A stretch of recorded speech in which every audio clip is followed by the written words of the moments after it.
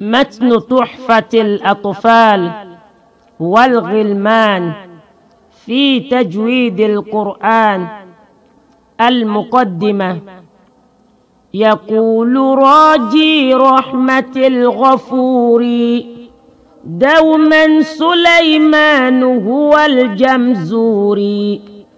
الحمد لله مصليا على محمد وآله ومن تلا.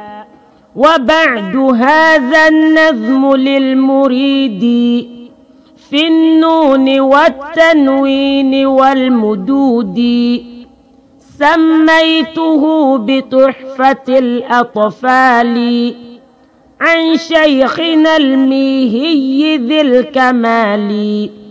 أرجو به أن ينفع الطلاب والأجر والقبول والثواب.